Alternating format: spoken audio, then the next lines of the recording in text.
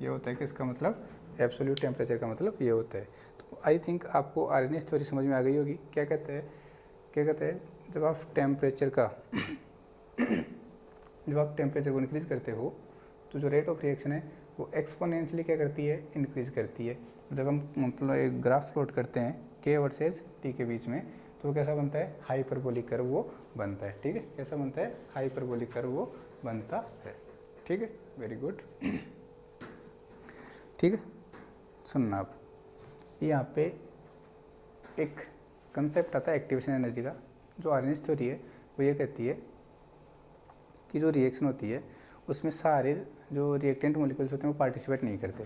ठीक है, रिएक्शन में सारे रिएक्टेंट मॉलिक्यूल्स पार्टिसिपेट नहीं करते, कुछ ही रिएक्टेंट मॉलिक्यूल्स पार्टिसिपेट करते हैं जिनकी एनर्जी, वही रिएक्टेंट मॉलिक्यूल पार्टिसिपेट करेंगे जिनकी एनर्जी एक निश्चित एनर्जी के इक्वल या फिर उससे क्या होगी, ज़्यादा होगी।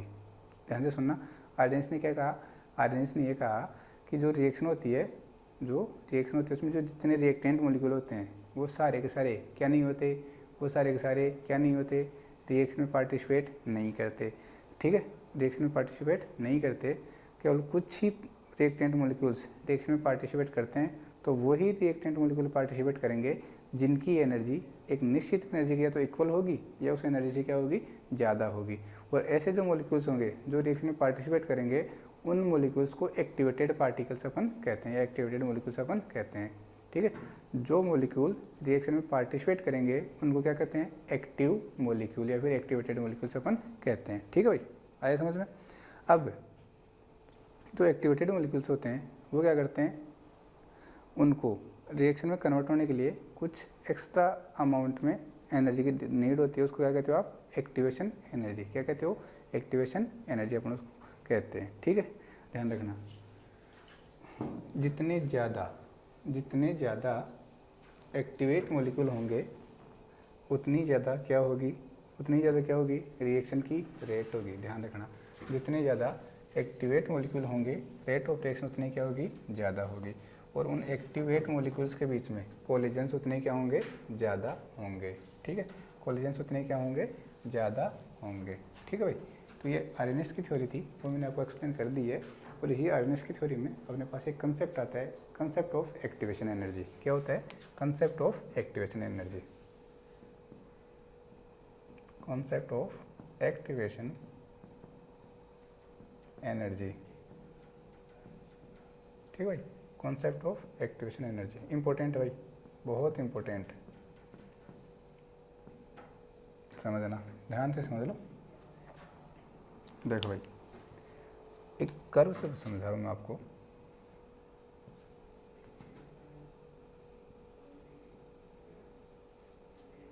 ये आपके रिएक्टेंट मॉलिक्यूल हैं, ये आपके प्रोडक्ट मॉलिक्यूल हैं। इधर आप बना रहे हो प्रोग्रेस ऑफ रिएक्शन, इधर आप लिख रहे हो पोटेंशियल एनर्जी। ठीक है, ये आपके रिएक्टेंट की एनर्जी है और ये आपके प्रोडक्ट की एनर्जी है। इन दोनों का जो गैप है, इसको आप कहोगे डेल्टा एच आर, रिएक्शन की एंथैल्पी। क्या कहोगे, रिएक्शन की एंथैल्पी आप इसको कहोगे। और ये जो एनर्जी होती है इसको बोलते हो आप थ्रेशोल्ड एनर्जी। क्या कहते हो, थ्रेशोल्ड एनर्जी इसको अपन कहते हैं। ठीक है, और ये जो एनर्जी होती है इसको अपन कहते हैं एक्टिवेशन एनर्जी, एक्टिवेशन एनर्जी। तो जो कंसेप्ट ऑफ एक्टिवेशन एनर्जी है ये गिवन बाई या फिर प्रपोज्ड बाई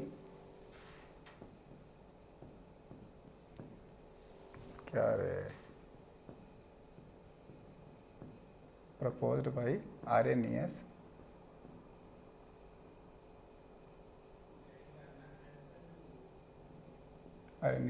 in 1888। ठीक है, डिनोटेड बाई EA। किसे रिप्रेजेंट करते हो, EA, A for activation, E for energy. ठीक है, तो इसको किससे रिप्रेजेंट करते हैं, EA से अपन इसको रिप्रेजेंट करते हैं। तो ये आपकी होगी एक्टिवेशन एनर्जी EA। ठीक है, आप देखो डेफिनेशन सुनो, थ्रेशोल्ड एनर्जी का मतलब क्या है। वो मिनिमम देखो, रिएक्टेंट मॉलिक्यूल को प्रोडक्ट मॉलिक्यूल में कन्वर्ट होने के लिए रिक्वायर एनर्जी क्या कहलाती है, रिक्वायर एनर्जी क्या कहलाती है, थ्रेशोल्ड एनर्जी कहलाती है। रिएक्टेंट मॉलिक्यूल को प्रोडक्ट मॉलिक्यूल में कन्वर्ट होने के लिए रिक्वायर एनर्जी क्या कहलाती है, थ्रेशोल्ड एनर्जी कहलाती है। ठीक है, ध्यान रखना। अब अपन ये कहते हैं कि जो रिएक्टेंट मॉलिक्यूल्स होते हैं उनके पास इतनी सफिशिएंट एनर्जी नहीं होती कि वो इजीली प्रोडक्ट में कन्वर्ट हो सकें।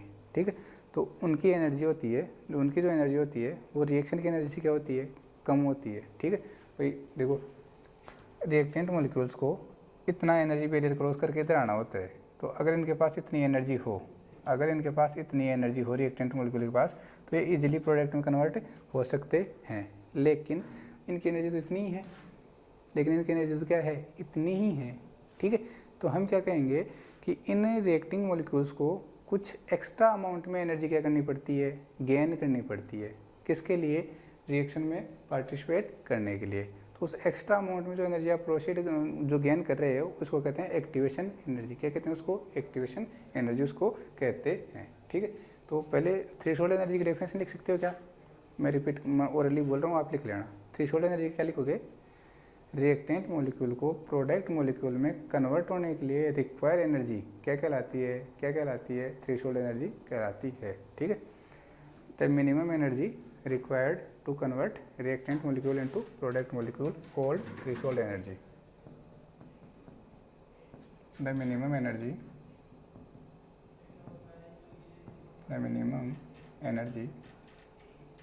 required to convert reactant molecule, the minimum energy required to convert reactant molecule into product molecule called threshold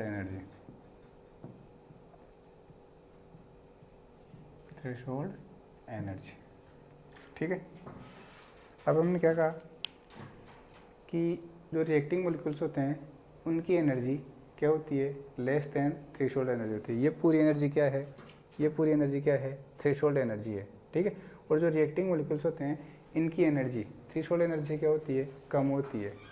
generally जो रिएक्टिंग मॉलिक्यूल्स होते हैं उनकी एनर्जी थ्रेशोल्ड एनर्जी क्या होती है, कम होती है। तो उनको रिएक्शन करवाने के लिए, कुछ उनको रिएक्शन में पार्टिसिपेट करने के लिए सम अमाउंट में एक्स्ट्रा एनर्जी क्या करनी पड़ती है, गेन करनी पड़ती है। उस एक्स्ट्रा एनर्जी को क्या कहते हैं, एक्टिवेशन एनर्जी अपन कहते हैं। तो यहाँ पे आप एक्टिवेशन एनर्जी की डेफिनेशन लिखने वाले हो, एक्टिवेशन एनर्जी। देखो भाई, आप ये कर सकते हो कि एक बार देखो, सीधा सीधा समझना, यह थ्रेशोल्ड एनर्जी है। ठीक है, ये क्या है, थ्रेशोल्ड एनर्जी। अगर हम इस average kinetic energy of reactant molecules, ये है average kinetic energy of reactant molecules, इसको अगर अपन क्या कर दें, माइनस कर दें, इसमें से ये माइनस कर दें तो क्या मिल जाएगा आपको, एक्टिवेशन एनर्जी मिल जाएगी। तो आप कह सकते हो EA is equal to threshold energy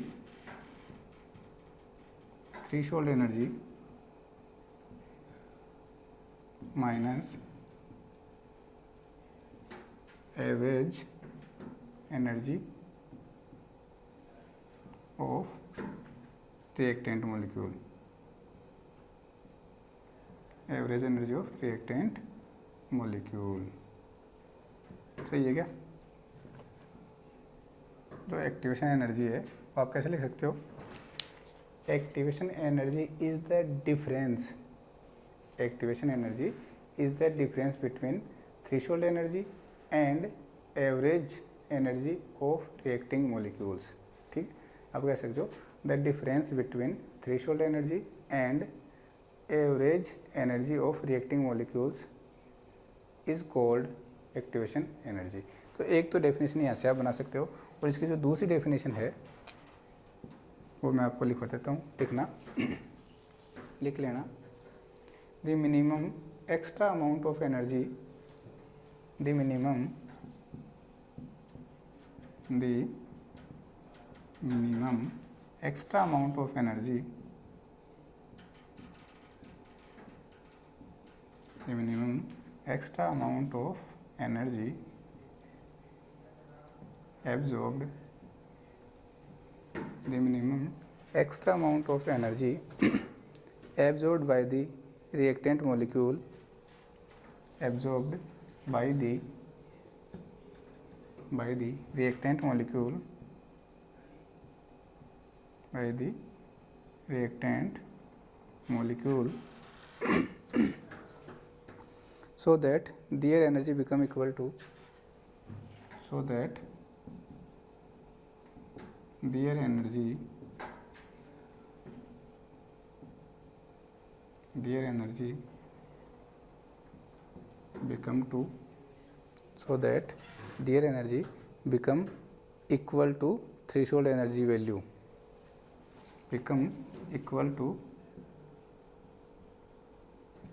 threshold energy value.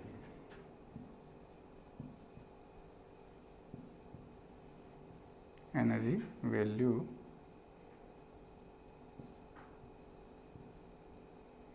is called activation energy, is called activation energy। ठीक है भाई, ये आपकी है एक्टिवेशन एनर्जी। हमने क्या कहा, the minimum extra amount of energy absorb by the reacting molecules to become molecules so that their energy become equal to threshold energy. भाई रिएक्टिंग मोलिक्यूल्स को इतनी एक्स्ट्रा अमाउंट में एनर्जी क्या करनी पड़ती है, गेन करनी पड़ती है, एब्जॉर्ब करनी पड़ती है, जिससे उनकी एनर्जी किसके इक्वल हो जाए, थ्रेशोल्ड एनर्जी के इक्वल हो जाए। किसके इक्वल हो जाए, थ्रेशोल्ड एनर्जी के इक्वल हो जाए। तो उस मिनिमम एक्स्ट्रा अमाउंट में जो एनर्जी ली जा रही है उसको क्या कहते हो, एक्टिवेशन एनर्जी अपन उसको कहते हैं। समझ में आ गया, वेरी गुड। अब इस कर्व को समझ लो थोड़ा सा आप। ये जो कर्व है इसमें ये रिएक्टेंट की एनर्जी है, ये किसकी है, एनर्जी ऑफ प्रोडक्ट है। ठीक है, तो जो अपन यहाँ से निकालते हैं डेल्टा एच आर निकालते हैं अपन यहाँ से। ठीक है, वो होता है summation of energy of product minus summation of energy of reactant अपन यहाँ से निकालते हैं। ठीक है, ये आपका एंथैल्पी ऑफ रिएक्शन है। अब बताओ इस कर्व के लिए बताओ किसकी एनर्जी ज़्यादा है, इस कर्व के लिए बताओ किसकी एनर्जी ज़्यादा है, इस कर्व के लिए किसकी एनर्जी ज़्यादा है, energy of reactant is greater than energy of product है क्या। देखो रिएक्टेंट की एनर्जी कुछ ज़्यादा है और प्रोडक्ट की एनर्जी तो यही है, ध्यान से देखो। ठीक है, तो एनर्जी ऑफ रिएक्टेंट क्या है, ज़्यादा। ये डिफरेंस कैसा आएगा, ये डिफरेंस कैसा आएगा, नेगेटिव। ठीक है, क्योंकि energy of reactant is greater than energy of product, सो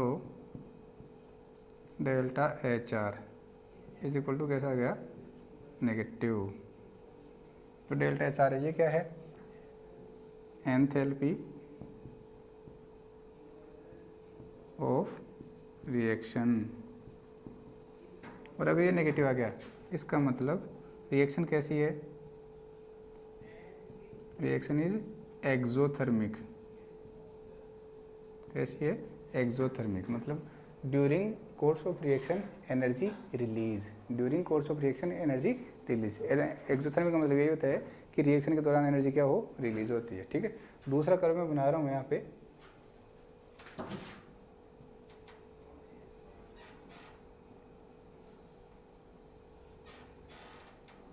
ये पोटेंशियल एनर्जी है, ये आपका प्रोग्रेस ऑफ रिएक्शन है। ठीक है भाई, ये प्रोग्रेस ऑफ क्या है, रिएक्शन है। ये रिएक्टेंट की एनर्जी, ये प्रोडक्ट की एनर्जी।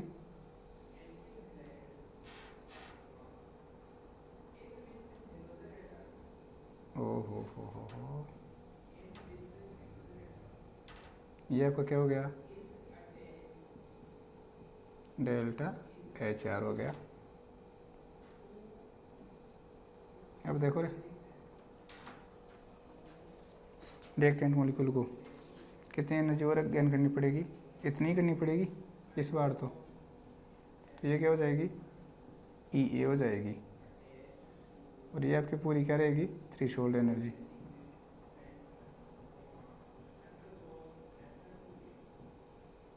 ठीक है, ये क्या हो जाएगी, थ्रेशोल्ड एनर्जी हो जाएगी। ठीक है भाई,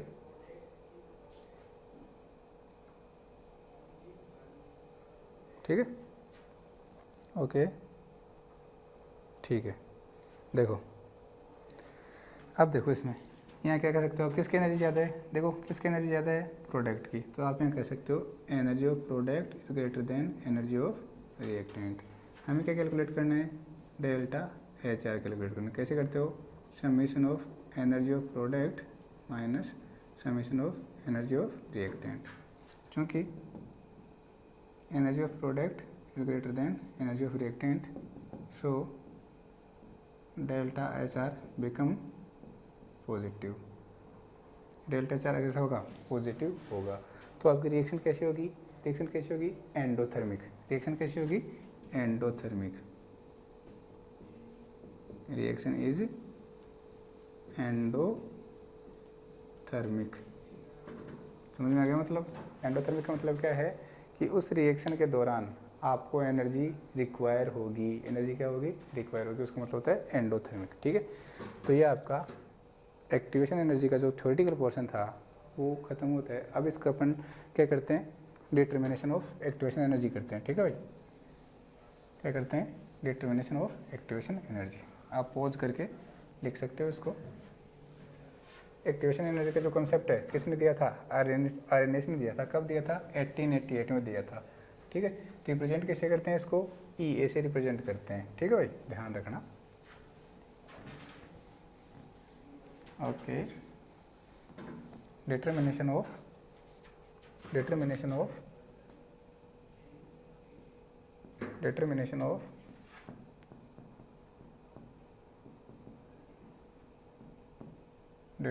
ऑफ क्या लिखोगे, एक्टिवेशन एनर्जी, एक्टिवेशन एनर्जी। ठीक है, अब इसमें दो मेथड हैं। पहला ग्राफिकल मेथड, पहला है ग्राफिकल मेथड, और जो दूसरा है वो है थ्योरेटिकल मेथड। दूसरा कौन सा है, थ्योरेटिकल मेथड। ठीक है भाई, ओके, समझ में आपको आ गया होगा। अब अपने एक एक करके पढ़ते हैं। सबसे पहले कौन सा पढ़ते हैं, ग्राफिकल मेथड। सबसे पहले कौन सा पढ़ते हैं अपन, ग्राफिकल मेथड अपन पढ़ते हैं। ठीक है भाई, देखो ग्राफिकल मेथड में समझा रहा हूँ। According to Arrhenius equation, Arrhenius equation क्या थी, K is equal to A dot E की पावर माइनस का ई ए और आर टी थी। ठीक है, ये इक्वेशन थी। हम क्या करते हैं, बोथ साइड इसका एल एन लेते हैं। ठीक है, इक्वेशन इसको 1 कर देते हैं। टेकिंग, समझते थे ना भाई, taking L N of equation 1। Equation का क्या लेते हैं, एल एन लेते हैं। तो आपको ये अच्छे से पता है, मैंने एक बार पहले भी बताया था कि जब आप एल एन लोगे तो एंटी एल एन का बताया था। जब हम एंटी एल एन लेते हैं तो सामने वाला तो ई की पावर में चला जाता है और पहले वाले का एल एन हट जाता है। लेकिन जब हम एल एन लेंगे तो ई की पावर नीचे आ जाती है, ई हट जाता है वहाँ से। ठीक है ना, ई हट जाता है। ठीक है, तो देखो ये क्या होगा, L N K is equal to L N A. देखो भाई, ए डॉट ई की power minus A by R T था। M dot N, L N M into N क्या होता है, L N M plus L N N. तो क्या होगा, L N K is equal to L N A. अब देखो करने को तो प्लस कर सकता हूँ मैं। अब इसका ई हटेगा तो ये E A by R T with sign नीचे आएगा, E A by R T with sign नीचे आएगा, तो ये हो जाएगा माइनस। ठीक है भाई, माइनस का E A by R T हो जाएगा। ठीक, ओके। क्या करते हैं इसको क्या करते हैं, कुछ नहीं करते, इसको लॉग में कन्वर्ट करते हैं। ठीक है, L N convert into log. क्या करते हो, 2.303 से मल्टीप्लाई करते हो तो आपके पास आएगा 2.303 log K is equal to 2.303 log a minus का E A upon R T. ठीक है, इक्वेशन 2 कह दो इसको। अब आप चाहो तो यहाँ से इसका भाग दोनों तरफ लगा दो, या आप कह दो इस पूरी इक्वेशन में 2.303 से डिवाइड कर दो। ठीक है, इक्वेशन 2 इज डिवाइडेड बाई 2.303। तो हटाए, इधर क्या बचा, log K is equal to, इधर से हट गया, क्या आया log a, इधर क्या आ गया माइनस का E A upon 2.303 R T. समझ में आया कि नहीं आया? इक्वेशन क्या आई, log K is equal to log a minus का E A upon 2.303 R T. बस ख़त्म भाई, ख़त्म है, ये मेथड आपका ख़त्म है। ये कहा जाता है plot a graph between log के वर्सेज 1/t। ठीक है, तो हम क्या करते हैं, इसको इक्वेशन आप कह दो 3 कह दो, फ्रॉम इक्वेशन 3। मैं इसको थोड़ा रीअरेंज करके लिख रहा हूँ भाई, log K is equal to minus का E A over 2.303 R 1/t plus log a। लिख सकते हैं क्या? इस माइनस वाले टर्म को पहले लिख दिया, log a प्लस का है बाद में लिख दिया। ठीक है भाई, अब इसको भी मैंने क्या किया है, 1/t को अलग से लिखा है। तो ये आपको कहाँ चाहिए, y एक्सिस पे, 1/t कहाँ चाहिए, x एक्सिस पे। इसके पास में क्या आ गया, माइनस का m आ गया, प्लस में क्या आ गया c। इक्वेशन कौन सी आ गई, y is equal to minus का mx प्लस का c। ठीक, बना लो,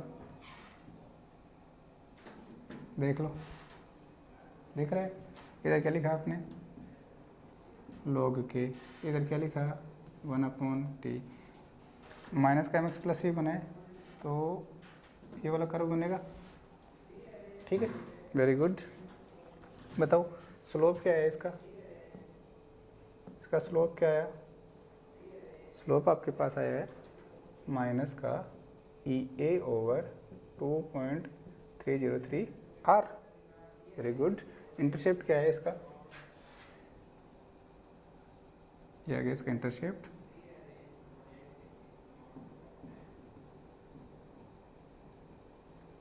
कितना आ गया, log a, कितना आ गया log a। अब देखो हमें क्या कैलकुलेट करना है, एक्टिवेशन एनर्जी, वो हमें यहाँ से मिल रही है, तो हम कह सकते हैं यहाँ से, क्योंकि slope is equal to minus का ई ए ओवर 2.303 आर, इसलिए E A is equal to क्या होगा, माइनस का स्लोप इंटू 2.303 आर। ये लो भाई, ये आपका हो गया क्या, ग्राफिकल मेथड। ये क्या हो गया आपका, ग्राफिकल मेथड। ठीक है, इस फॉर्मूले से आपको ग्राफ दिया जाएगा log के वर्सेस 1/t के बीच में, स्लोप की वैल्यू दी जाएगी, क्या दी जाएगी, स्लोप की वैल्यू दी जाएगी, और आपको क्या कैलकुलेट करना है, एक्टिवेशन एनर्जी कैलकुलेट करना है। जनरली ये कहा जाता है कि एक्टिवेशन एनर्जी की वैल्यू होती है वो किलो कैलोरी में कैलकुलेट की जाती है। किस में की जाती है, किलो कैलोरी में कैलकुलेट की जाती है। तो अगर किलो कैलोरी में कैलकुलेट की जाएगी तो वहाँ पे आर की वैल्यू क्या पुट करोगे, वेरी गुड, 1.98 कैलोरी पर केल्विन पर मोल।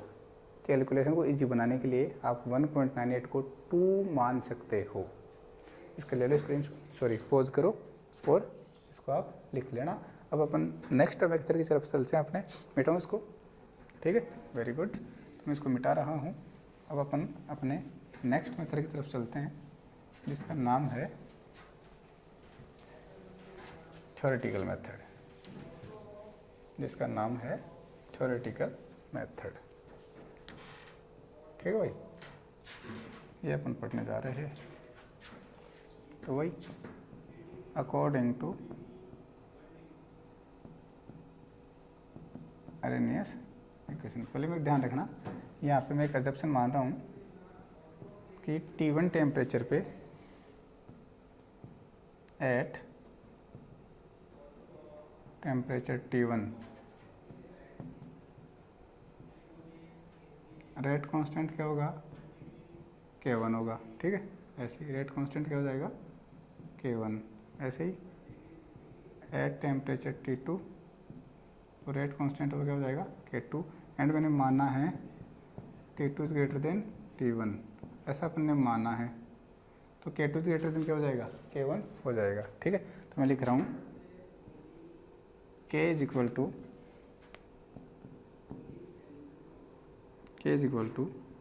A डॉट E की पावर इसका A/RT। अब डिफरेंट एक्सपेरिमेंट करने हैं अपने को, तो आप क्या कहोगे, K1 is equal to A, ये तो कांस्टेंट है, उसके तो कुछ नहीं लगाना, डॉट E की पावर माइनस का EA/RT1।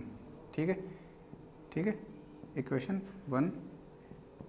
K2 is equal to A dot E की पावर माइनस का EA/RT2, इक्वेशन 2। पहले अपन क्या करते हैं, इक्वेशन 1 एंड इक्वेशन 2 का ln लेते हैं। ठीक है, taking ln of equation 1 and equation 2, तो क्या आएगा, ln K1 is equal to ln A minus का EA/RT1, इक्वेशन 3 करना है इसको, क्या करना, 3 करना। And ln K2 is equal to ln A minus का EA/RT2, इक्वेशन 4। अब हमें पता है जो T2 है वो ग्रेटर देन है किससे, T1 से, तो K2 भी क्या होगा, ग्रेटर देन होगा K1 से। सो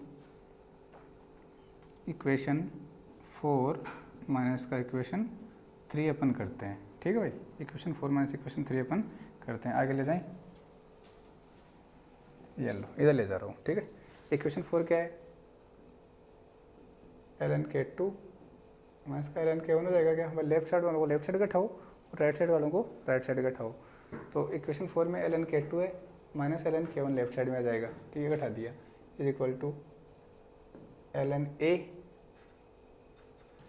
ठीक है, ln A माइनस का EA/RT2, ये तो आपका एक टर्म हो गई, माइनस का ये रहा ln A माइनस का EA/RT1, ये ln A प्लस का, ये ln A माइनस का, क्या आया, ln K2 माइनस का ln K1 is equal to, देखो क्या बचा, माइनस का EA/RT2 और ये माइनस क्या हो गया, प्लस का EA/RT1। अब यहाँ पे देखो, मैं इस माइनस वाले को पहले लिख सकता हूँ, प्लस वाले को पहले लिख सकता हूँ, माइनस वाले को बाद में लिख सकता हूँ। और यहाँ पे भी आपको क्या लिख सकते हो, क्योंकि ln m माइनस का ln n, क्या लिख सकते हो, ln m और n लिख सकते हो। इसलिए आपने क्या किया, ln K2/K1 is equal to EA/RT1 minus EA/RT2। ठीक है, ये अपन ने लिख दिया। अब देखो क्या कॉमन आ रहा है इधर से, दोनों में क्या कॉमन आ रहा है, EA/R। तो लिखो ln K2/K1 is equal to EA/R 1/T1 minus 1/T2। ठीक है, आ गया समझ में, वेरी गुड। अब क्या करना है, ln को लॉग में कन्वर्ट करके लिखो, तो क्या लिखोगे, 2.303 log K2/K1 is equal to EA/R 1/T1 minus का 1/T2 लिख सकते हो।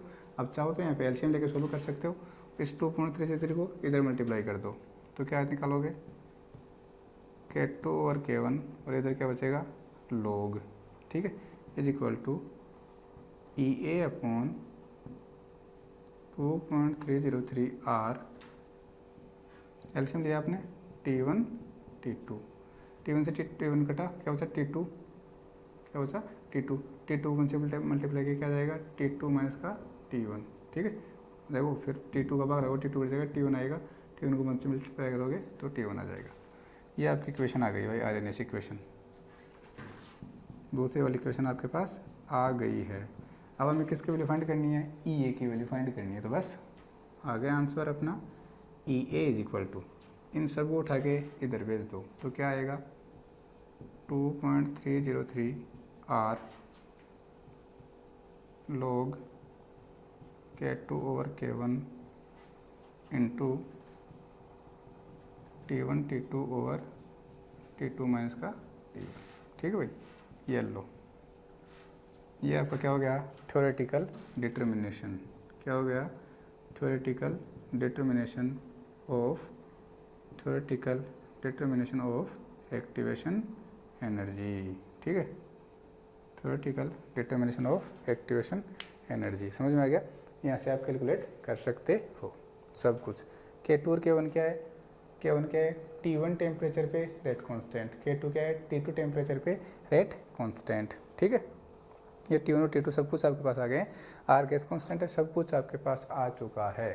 तो ये क्या हो गया, ये आपका हो गया theoretical determination of activation energy. तो यहाँ पे इतना करके अपन एक्टिवेशन एनर्जी को ख़त्म करते हैं, ठीक है भाई। ये अपना एक्टिवेशन एनर्जी बिल्कुल ख़त्म है। इसके बाद में दो थ्योरीज और है, किसकी थ्योरीज ऑफ, हमने क्या पढ़ा, थ्योरीज ऑफ रिएक्शन रेट पढ़ रहे थे अपन, थ्योरीज ऑफ रिएक्शन रेट पढ़ रहे थे अपन, या फिर थ्योरीज ऑफ केमिकल काइनेटिक्स पढ़ रहे थे। पहले अपन ने पढ़ ली थ्योरीज ऑफ रिएक्शन रेट में इफेक्ट ऑफ टेम्परेचर।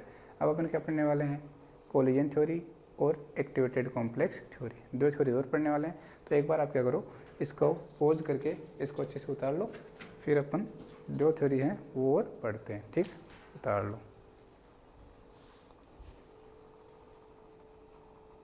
तो देखिए स्टूडेंट्स, अब अपन ने पढ़ लिया था, अपन पढ़ रहे थे थ्योरीज ऑफ रिएक्शन रेट, अपन पढ़ रहे थे। इनमें से अपन ने पढ़ ली थी रिएक्शन रेट की theory.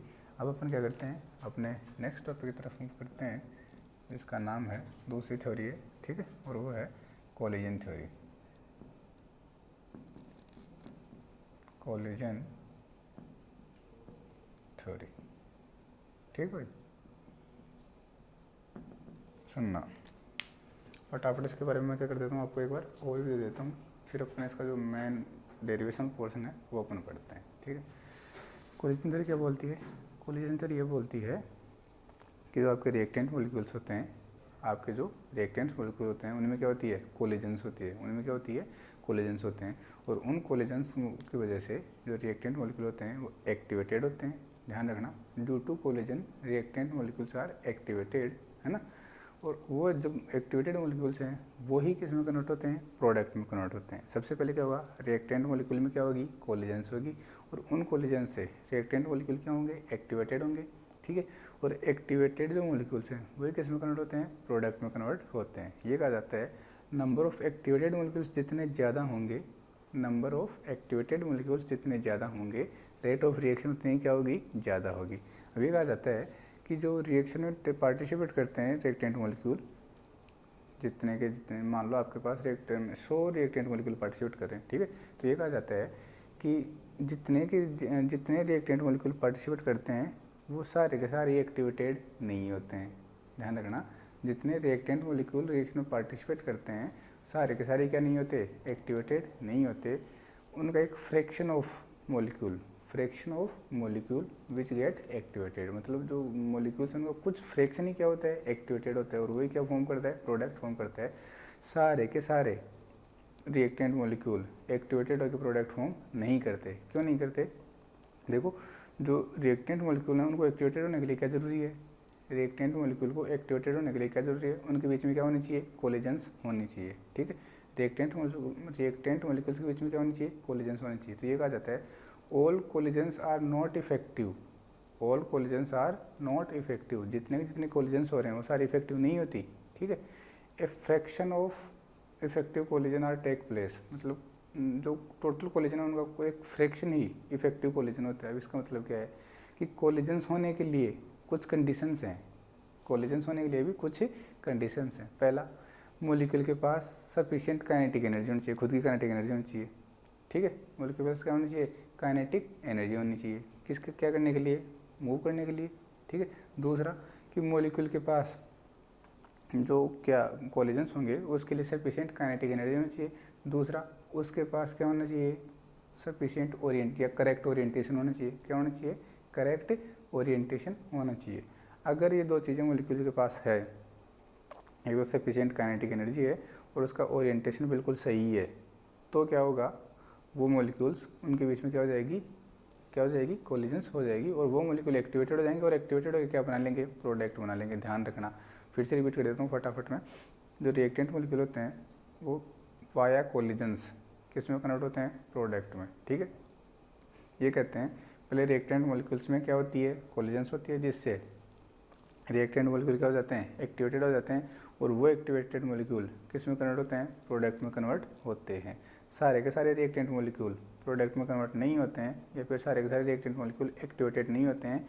A fraction of molecule which get activated, जो टोटल मॉलिक्यूल है उनका एक फ्रैक्शन ही क्या होता है, एक्टिवेटेड होता है। ऐसा क्यों होता है, क्योंकि एक्टिवेशन होने के लिए क्या जरूरी है, कोलिजन्स, और कोलिजन्स होने के लिए क्या जरूरी है, मॉलिक्यूल के पास सफिशिएंट काइनेटिक एनर्जी होनी चाहिए और मॉलिक्यूल का करेक्ट ओरिएंटेशन होना चाहिए। अगर ये सब कुछ है तो उनमें क्या होगी, अच्छे से कोलिजन्स होंगी, कोलिजन्स होंगे तो मॉलिक्यूल्स क्या होंगे, ज़्यादा से ज़्यादा एक्टिवेटेड होंगे और एक्टिवेटेड मॉलिक्यूल्स क्या बनाएंगे, प्रोडक्ट बनाएंगे। तो ये कहा जाता है कि जितने ज़्यादा एक्टिवेटेड मॉलिक्यूल्स होंगे, नंबर ऑफ एक्टिवेटेड मॉलिक्यूल्स जितने ज़्यादा होंगे, रेट ऑफ रिएक्शन उतनी क्या होगी, ज़्यादा होगी, रेट ऑफ रिएक्शन उतनी क्या होगी, ज़्यादा होगी, ठीक है। तो ये कोलिजन्स थ्योरी है। आगे समझ में क्या कहती है, रिएक्टिंग मॉलिक्यूल के बीच में क्या होती है, कोलिजन्स होती है, जिससे मॉलिक्यूल क्या हो जाते हैं, एक्टिवेटेड हो जाते हैं, ठीक है। और एक्टिवेटेड मॉलिक्यूल किस में कन्वर्ट होते हैं, प्रोडक्ट में कन्वर्ट होते हैं। अब सारी की सारी कोलिजन इफेक्टिव नहीं होती, सारी की सारी कोलिजन क्या नहीं होती, इफेक्टिव नहीं होती। कौन सी कोलिजन इफेक्टिव होगी, उसके लिए बता दिया कि उसके लिए मॉलिक्यूल के पास क्या होना चाहिए, सफिशिएंट काइनेटिक एनर्जी होनी चाहिए। दूसरा, उसका पास जो ओरिएंटेशन है वो बिल्कुल क्या होना चाहिए, करेक्ट होना चाहिए। तो एक बार अपन इसके पॉइंट्स हैं वो लिख लेते हैं। तो ये जो आपकी कोलिजन थ्योरी है, ये बेस्ड ऑन केटीजी का नाम सुना है, काइनेटिक थ्योरी ऑफ गैसेज, ठीक है। तो पहला पॉइंट लिख लेना आप, point number first, collision theory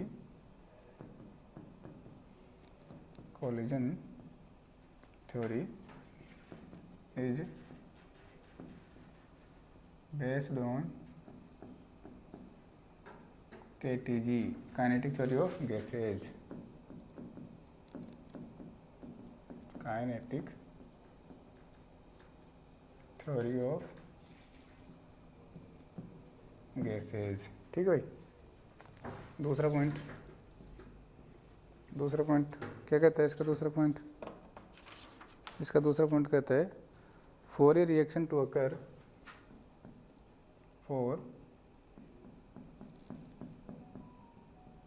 for a reaction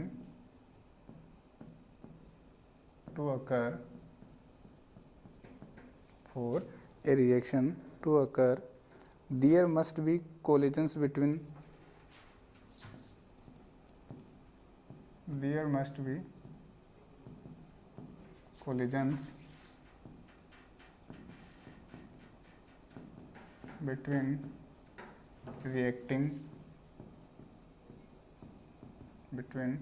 reacting molecules, बताया था ना। रिएक्शन को होने के लिए रिएक्टिंग मॉलिक्यूल्स में क्या होना चाहिए, कोलिजन होना जरूरी है, ठीक है। There must be collisions between reacting molecules और स्पीसीज, जो भी रिएक्शन में पार्टिसिपेट कर रहे हैं उनकी बात कर रहे हैं। फिर हमने क्या कहा था कि सारे के सारे कोलिजन क्या नहीं होते, इफेक्टिव नहीं होते, ठीक है। अगला पॉइंट आप लिखोगे, लिखना, every collision does not bring a chemical change, every collision does not bring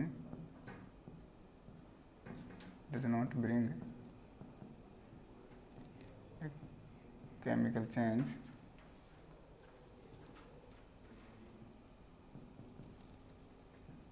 does not bring a chemical change, the collisions that actually produce the product, the collisions that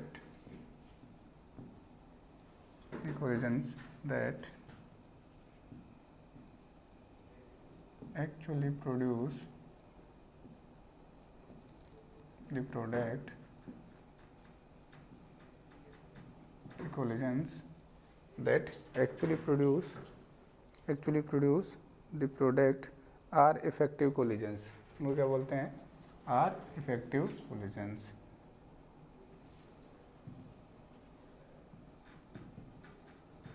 are effective collisions. ये कहा कि जो सारे के सारे collisions हैं वही reaction में पार्टिसिपेट नहीं करते या फिर केमिकल चेंज को प्रोड्यूस नहीं करते, केवल वही पार्टिकल्स क्या करते हैं, केवल वही कोलिजन्स क्या होती है प्रोडक्ट में प्रोड्यूस होती है, जो क्या होती है बोलो, जो प्रोडक्ट्स के लिखा the collisions that actually produce the product are effective collision,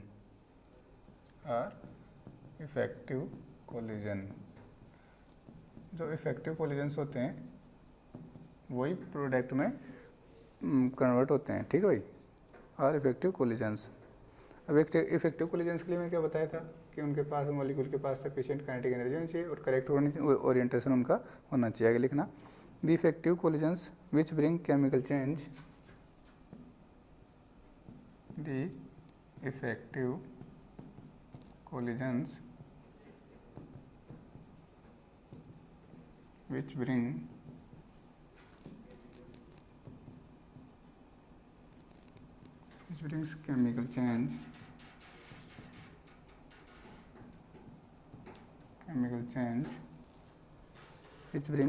chemical change are few in comparison to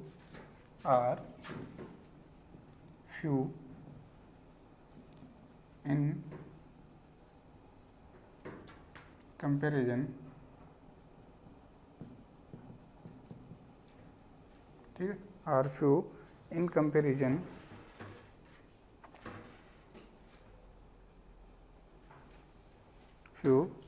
comparison to the total number of collision,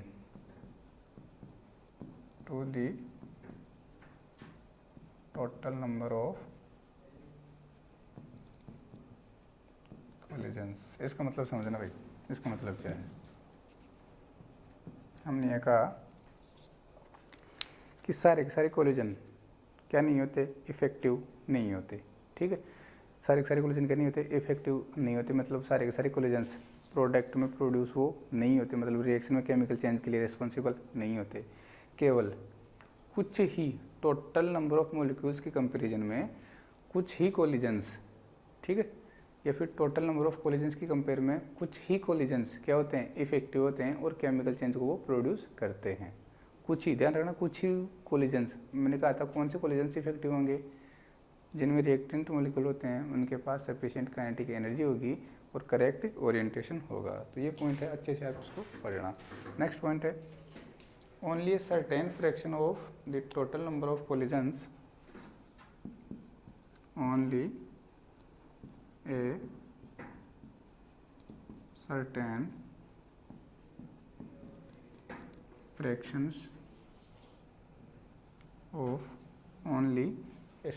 fractions of the total number of collisions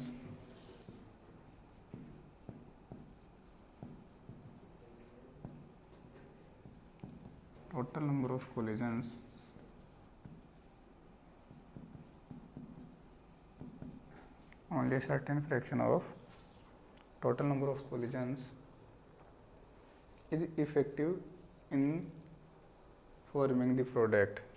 Collisions is effective in forming the product.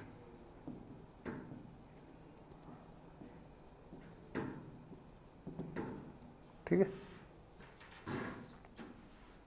देखो fraction आ गया, तो total जो molecules हैं या फिर जो total collisions होंगे उनका एक फ्रैक्शन, छोटा सा फ्रैक्शन ही क्या होगा, प्रोडक्ट में कन्वर्ट करने के लिए रिस्पॉन्सिबल होगा। अगला पॉइंट देखो आप, for effective collisions the molecule should possess, फॉर effective collisions, the molecules should possess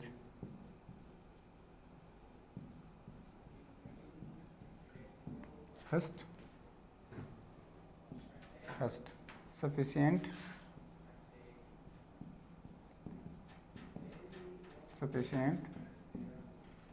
kinetic energy and second बोलो correct orientation,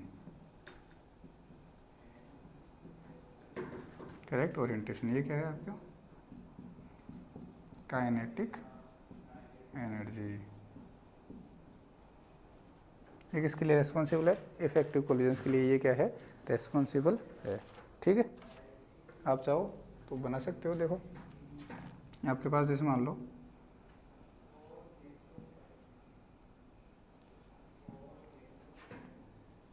ये आपका H2 मॉलिक्यूल है और ये आपका I2 मॉलिक्यूल, रिएक्शन आपकी ये वाली है भाई, H2 + I2 will give twice of HI। इस रिएक्शन के लिए पढ़ रहे हैं अपन। ठीक है, तो देखो ये इस डायरेक्शन में आ रहे हैं और ये इस डायरेक्शन में आ रहे हैं। क्या इनके बीच इफेक्टिव कोलिजन्स होंगे? बिल्कुल भी नहीं होंगे, क्योंकि दोनों का जो ओरिएंटेशन वो क्या नहीं है, उचित नहीं है। तो आप क्या लिखोगे, नॉट प्रॉपर ओरिएंटेशन करेक्ट, या फिर आप क्या लिख सकते हो, प्रॉपर ओरिएंटेशन। तो आप क्या लिखोगे,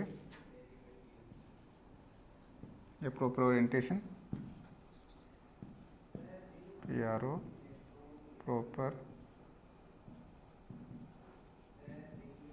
प्रॉपर ओरिएंटेशन करके इसको कैंसिल आउट कर लोगे, यहाँ की प्रॉपर ओरिएंटेशन यहाँ पे नहीं हो रहा। और देखो, और ऐसे भी तो हो सकता है,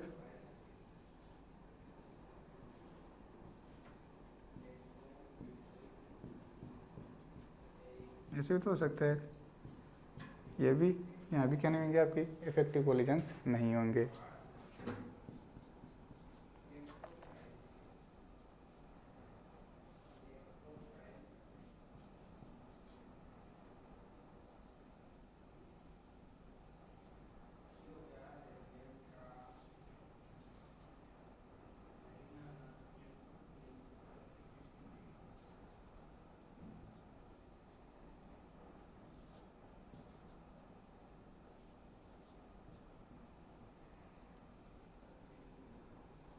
सॉरी, एक मिनट बस।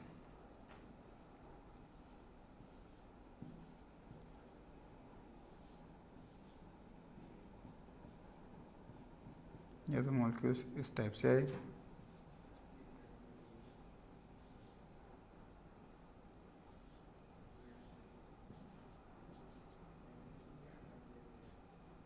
या इस टाइप से आए। ये दोनों ही क्या हैं, प्रॉपर ओरिएंटेशन है। दोनों ही क्या हैं, प्रॉपर ओरिएंटेशन का ध्यान रखना।